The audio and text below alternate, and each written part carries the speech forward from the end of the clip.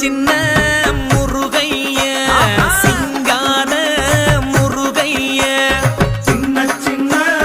முருகைய சிங்கான முருகைய கொஞ்சி கொஞ்சி